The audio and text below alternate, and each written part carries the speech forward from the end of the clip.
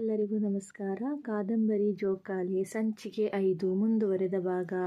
ಮೊಹಮ್ಮದಾಜಿಯವರು ನೇರವಾಗಿ ಅವ್ವಮ್ಮಳ ಹತ್ತಿರ ಬಂದು ಹೇಳಿದರು, ಅವ್ವಮ್ಮ, ನನ್ನವಳ ಮಾತಿನಿಂದ ನಿನ್ನ ಮನಸ್ಸಿಗೆ ಸಂಕಟವಾಗಬಹುದು. ಇದಕ್ಕೆ ನೀನೇನು ಗಾಬರಿ ಪಡಬೇಡ. ನಾವೆಲ್ಲ ಸೇರಿ ಮೊದಲೇ ಯೋಚಿಸಿ ಈ ನಿರ್ಧಾರಕ್ಕೆ ಬಂದದ್ದು. ನಾನು ನಿನ್ನ ಒಳ್ಳೆಯದಕ್ಕೆ ಈ ಕಾರ್ಯಕ್ಕೆ ಇಳಿದದ್ದು ವಿನಃ ನಿನ್ನ ಮದುವೆಯಿಂದ ಹೊರಗೆ ಹಾಕುವ ಉದ್ದೇಶದಿಂದಲ್ಲ. ಇದರಿಂದ ನಿನ್ನ ಮಗಳ ಮುಂದಿನ ಭವಿಷ್ಯ ಕೂಡ ಅಡಗಿದೆ. ಒಂದು ಕ್ಷಣ ಗಟ್ಟಿ ಮನಸ್ಸು ಮಾಡಿ ಒಂದು ನಿರ್ಧಾರಕ್ಕೆ ಬಾ.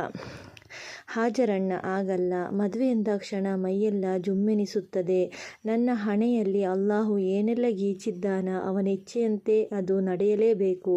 ಅಷ್ಟಕ್ಕೂ ಈ ವಿಧವೆಯನ್ನು ಯಾವ ಗಂಡು ಮದುವೆಯಾಗಲು ಮುಂದೆ ಬರುತ್ತಾನೆ ಹೇಳಿ? ಅವ್ವಮ್ಮ, ಹುಡುಗನ ಬಗ್ಗೆ ನೀನು ತಲೆಕೆಡಿಸುವ ಅಗತ್ಯನೇ ಇಲ್ಲ.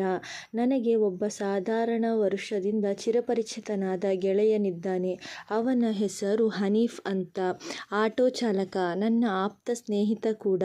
ಮೊನ್ನೆ ಪಟ್ಟಣಕ್ಕೆ ಹೋದಾಗ ಸಿಕ್ಕಿದ್ದ. ಅವನು ಎಲ್ಲ ವಿಷಯವನ್ನು ನನ್ನಲ್ಲಿ ಮನದಟ್ಟು ಮಾಡಿ ಹೇಳಿದ. ನಿನ್ನ ಹಾಗೆಯೇ ಅವನಿಗೂ ಕೂಡ 2 ಚಿಕ್ಕ ಚಿಕ್ಕ ಮಕ್ಕಳಿದ್ದಾರೆ. ಹೆಂಡತಿ ಮಾತ್ರ ಈಗ ಅವನ ಜೊತೆಗಿಲ್ಲ. ತೀರಿ ಹೋಗಿ 3 ತಿಂಗಳಾಯಿತಂತೆ. ಪಾಪ ಆ ಮಕ್ಕಳು ಅಮ್ಮ ಬೇಕು ಅಮ್ಮ ಬೇಕೆಂದು ಕನವರಿಸುತ್ತಾ ಇದ್ದಾರಂತೆ. ತೀರಿ ಹೋದ ಆ ತಾಯಿಯನ್ನು ಆ ಮಕ್ಕಳಿಗೆ ಅವನು ಎಲ್ಲಿಂದ ತಂದು ಕೊಡಲು ಸಾಧ್ಯ ಹೇಳು? ಎಲ್ಲ ಕಡೆ ಆ ಚಿಕ್ಕ ಮಕ್ಕಳಿಗಾಗಿ ಒಬ್ಬಳು ತಾಯಿಯನ್ನು ಹುಡುಕುತ್ತಿದ್ದಾನೆ. ಇದುವರೆಗೂ ಅವನ ಮಕ್ಕಳ ಲಾಲನೆ ಪಾಲನೆ ಮಾಡಲು ಯೋಗ್ಯವಾದ ಹೆಣ್ಣು ಸಿಗಲಿಲ್ಲವಂತೆ. ಅವನಿಗೆ ವಿಧವೆ ಹೆಣ್ಣು ಸಿಕ್ಕಿದರೂ ತೊಂದರೆ ಏನೂ ಇಲ್ಲವಂತೆ.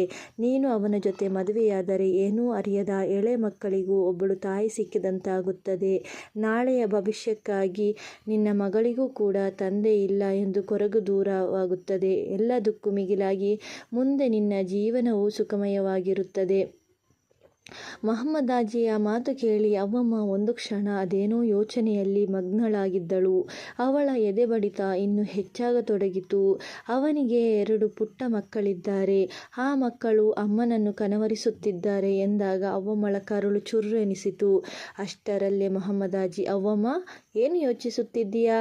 ನೀನೇನು ಇದಕ್ಕೆಲ್ಲ ಭಯಪಡಬೇಡ. ಅಲ್ಲಾಹನ ಮೇಲೆ ಭಾರ ಇಟ್ಟು ಆಗುವುದೆಲ್ಲ ಒಳ್ಳೆಯದಕ್ಕೆಂದು ತಿಳಿದುಕೋ. ನಾನೇ ನಿನ್ನ ಅಣ್ಣನ ಸ್ಥಾನದಲ್ಲಿ ಮುಂದೆ ನಿಂತು ನಿನಗೆ ಆ ಹುಡುಗನ ಜೊತೆ ಸರಳ ವಿವಾಹ ಮಾಡಿಸಿಕೊಡುತ್ತೇನೆ. ಈ ಅಣ್ಣನ ಮೇಲೆ ನಂಬಿಕೆ ಇಡು. ನಿನಗೆ ಏನೂ ಕೊರತೆ ಬಾರದಂತೆ ನಿನ್ನ ಮದುವೆ ಮಾಡಿ ಕೊಡುವ ಜವಾಬ್ದಾರಿ ನನ್ನದು. ಹಾಜರಣ್ಣ, ನನ್ನ ಜೀವನವೆಂಬುದು ಜೋಕಾಲಿ ಆಟದಲ್ಲಿ ಮುಳ್ಳಿನ ಹಾದಿಯಲ್ಲೇ ಜೀವನ ಸಾಗಿಸಿದವಳು. ಕಷ್ಟ ಸುಖ ನೋವು ನಲಿವೆಂಬ ಸುಳಿಗಳ ಮಧ್ಯೆ ಈಜಾಡಿ ದಡ ಸೇರಿದವಳು. ಅದೇನೇ ಆಗಲಿ, ಆ ಹೆತ್ತವಳ ಕಳಕೊಂಡ 2